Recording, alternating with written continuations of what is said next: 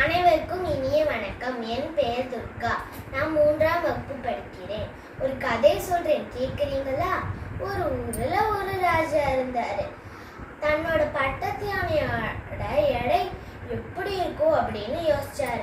அவருக்கு அந்த யானையோட எடையை பார்க்க ஆசையா இருந்துச்சு. ஆனா அந்த காலத்துல எடை மேடையும் தராசும் கிடையாது. அதனால எப்படி பாக்குறதுன்னு யோசிச்சாரு. எல்லா மந்திரிகளையும் கூப்பிட்டு இந்த யானையோட எடை எப்படி பாக்குறது அப்படின்னு கேட்டாரு.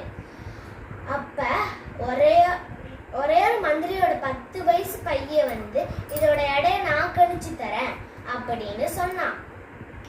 அப்புறமா எல்லாரும் கேலியாக சிரிச்சாங்க.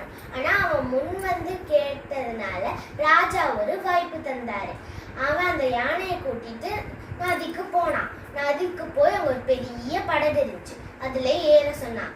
அப்புறமா அந்த யானை ஏறினோடனே எவ்வளவு தண்ணிக்குள்ள போயிருக்கோ அதை குறிச்சுக்கிட்டேன். அந்த யானை இறங்க சொல்லிட்டு பெரிய பெரிய கற்களை போட்டு அதோட எடையினால அது எவ்வளவு தண்ணிக்குள்ள போயிருக்கோ அதை குறிச்சுக்கிட்டான். ராஜா கிட்ட சொன்னா, இந்த கற்களோட இடை தான் இந்த யானையோட இடை அப்படின்னு சொன்னா. எல்லாரும் ஆச்சரியப்பட்டாங்க.